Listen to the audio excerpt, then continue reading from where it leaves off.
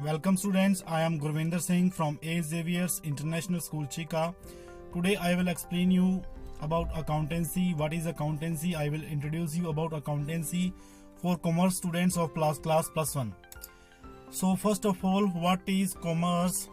So जो भी business profit motive के लिए काम कर रहा है, चाहे वो सर्विसेज प्रोवाइड कर रहा है, चाहे वो गुड्स को मैन्युफैक्चर कर रहा है, बना रहा है, या कोई कंपनी सर्विसेज प्रोवाइड कर रही है, जैसे कि एयरटेल द्वारा प्रोवाइड किया जाने वाला कम्युनिकेशन, या वोडाफोन द्वारा प्रोवाइड किया जाने वाला कम्युनिकेशन, या फिर कोई भी मैन्युफैक्चरिंग यूनिट, चाहे से कोई फर्नीचर बना रही है या कोई मशीनरी बना रही है, तो ये सारे के सारे कॉमर्स के अंदर इंक्लूड हो जाते हैं, जो अपना प्रॉफिट कमाने के लिए काम कर रहे हैं। सो आप कॉमर्स के अंदर कौन कौन से सब्जेक्ट पढ़ोगे, इसके बारे में भी एक बार डिस्कस कर लेते हैं। नंबर 1 पे है आपका सब्जेक्ट बिजनेस स्टडीज।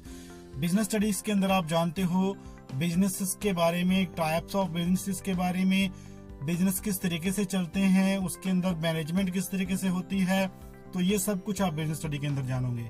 दूसरा सब्जेक्ट है आपका अकाउंटेंसी, जिसके अंदर आप जानोगे कि जो बिजनेस जितने भी एक दिन में लेन देन करता है या पूरे साल के दौरान जो लेन देन करता है, उसको किस तरीके से रिकॉर्ड किया जाएगा इन बुक्स ऑफ अकाउंट्स। और तीसरा है आपका इकोनॉमिक्स, जो आपको आपके बिजनेस या किसी भी बिजनेस के चारों तरफ जो इन्वायरमेंट है, उस इन्वायरमेंट के बारे में आपको बताता है, किसी कंट्री के इन्वायरमेंट के बारे में बताता है जो बिजनेस को प्रभावित करता है इन्वायरमेंट। सो ये 3 सब्जेक्ट बेसिक सब्जेक्ट हैं जो +1 और +2 के अंदर आप पढ़ने वाले हो, जिसमें बिजनेस स्टडी है, अकाउंटेंसी है और अपना इकोनॉमिक्स है। सो आज हम डिस्कस करेंगे अकाउंटेंसी के बारे में। अकाउंटेंसी है क्या, इसके क्या क्या ऑब्जेक्टिव्स हैं, क्या क्या फंक्शंस हैं, इस चीज के बारे में इस वीडियो के अंदर हम डिस्कस करेंगे।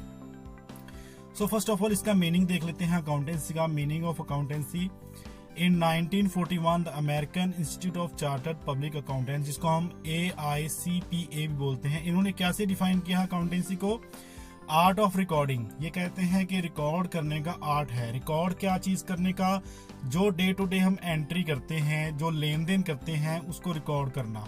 फिर नंबर 2 पे उसको क्लासिफाई करना, मतलब कि अगर राम शाम या किसी कंपनी से या कोई स्टॉक है या फिर किसी मशीनरी को लाया गया है, तो ऐसे में सभी चीजों को आपने किस तरीके से एक बार रिकॉर्ड कर लिया और उसको किस तरीके से अलग अलग से क्लासिफाई कर दिया कि राम के अकाउंट में कब कब पैसे आए, कब कब गए, कितना पैसा उससे लेना है, या शाम के अकाउंट में कब कब पेमेंट गई, कितना पैसा उसको और भी देना बाकी है। तो ये सब कुछ अलग अलग अकाउंट्स को क्लासिफाई करना, और लास्ट में उसको समराइज, यानी कि जो भी बिजनेस होता है वो आपको पता है प्रॉफिट मोटिव के लिए काम कर रहा है, प्रॉफिट कमाने के लिए, तो कितना प्रॉफिट उसने क्या कमाया उसको समराइज करके हम देख सकते हैं।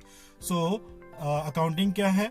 Accounting is an art of recording. Record करने का एक आर्ट है जिसमें क्लासिफाइंग होता है और समराइज किया जाता है ताकि हम प्रॉफिट या लॉस को जान सके, और ये सब एक सिग्निफिकेंट मैनर के साथ किया जाता है। और इन टर्म्स ऑफ मनी, कि हम हमेशा terms of money he record करते हैं अकाउंटेंसी के अंदर। अगर हम ये कहें कि हमने 2 चेयर खरीदी हैं और उसको रिकॉर्ड कर लें, तो ऐसा मुमकिन नहीं है। 2 चेयर हमने 500 रुपए में खरीदी है, तो 500 रुपीज जो है वो इन टर्म ऑफ मनी हम अकाउंटेंसी के अंदर किसी भी चीज को रिकॉर्ड कर सकते हैं। आगे जान लेते हैं अकाउंटेंसी क्यों, ऑब्जेक्टिव्स क्या हैं, क्या उद्देश्य लेके चलती है अकाउंटेंसी, जिसमें नंबर 1 है maintenance of records of business transactions. So जो बिजनेस ने ट्रांजैक्शन किए, लेन देन किए, आपको पता है एक दिन में कोई भी छोटे से छोटा बिजनेस हजारों लेन देन करता है, तो उन हजारों लेन देन को याद रखना पॉसिबल नहीं है, जिसके लिए हमें उसको रिकॉर्ड करना पड़ेगा।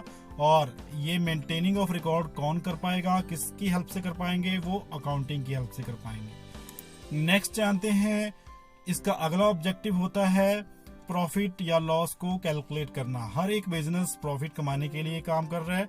अगर वो उसको पता ही नहीं होगा कि वो लॉस में चल रहा है या उसको कितना प्रॉफिट हो रहा है, तो वो आगे सरवाइव करना मुश्किल हो जाएगा उसके लिए। तो यहाँ पे टाइम टू टाइम उसको पता होना चाहिए कि उसको कितना प्रॉफिट या कितना लॉस हो रहा है, ताकि वो लॉस को कम कर पाए और प्रॉफिट को ज्यादा से ज्यादा बढ़ा पाए। नेक्स्ट ऑब्जेक्टिव है to know the financial position of the business. अब फाइनेंशियल पोजीशन क्या है? आपके घर पे बहुत सारी एसेट्स होती हैं। अब आपके घर पे कौन सी एसेट्स होती हैं आपको एसेट्स नहीं पता होगा शायद। एसेट्स होती हैं जो भी आपकी प्रॉपर्टी है, जैसे कि किसी किसान के घर पे खड़ा हुआ एक ट्रैक्टर उसकी प्रॉपर्टी है, उसका एसेट है। ऐसे ही किसी बिजनेस के अंदर जो मशीनरी पड़ी हुई है, जो उसकी बिल्डिंग है या फिर जो भी उसकी लैंड वगैरह है, ये सब उसकी एसेट्स होती हैं। और ऐसे ही अगर मान लो कि किसान ने किसी के कुछ पैसे देने हैं तो वो उसकी लायबिलिटी कहलाएगी। यानी कि अगर किसी से उसने बीज खरीदा और बीज खरीद के उसने पैसे नहीं दिए अभी तक, तो वो उसको जो उसने पैसे देने हैं किसी दुकानदार के बीज के बदले में, वो उसकी लायबिलिटी है, देनदारी है। तो ऐसे में किसी भी पर्टिकुलर बिजनेस की फाइनेंशियल पोजीशन, जिसमें उसके सारे एसेट्स होते हैं और सारी लायबिलिटीज, कि उसके पास कितनी प्रॉपर्टी है और कितनी उसके पास लाइबिलिटीज है, जितना पैसा उसने किसी को बाहर देना है या इंटरनल लाइबिलिटी जो उसने खुद पैसा लगा रखा है, उसका बैलेंस क्या है, उस चीज को जानने के लिए, फाइनेंशियल पोजीशन को जानने के लिए बिजनेस में अकाउंटिंग की जरूरत पड़ती है।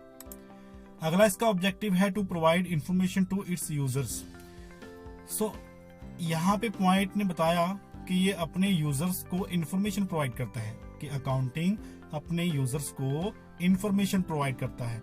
अब इसके यूजर्स क्या हैं, ये सबसे पहले समझना जरूरी है। अकाउंटिंग के यूजर्स कौन कौन से हैं।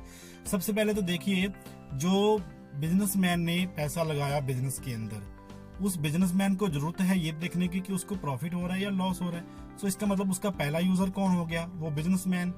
ठीक है, उसके बाद मैनेजर्स हो गए। मैनेजर्स को टाइम टू टाइम डिसीजन लेने पड़ते हैं, अब क्या किया जाए या फ्यूचर के अंदर क्या हो सकता है, हम अपने प्रॉफिट को कैसे बढ़ा सकते हैं।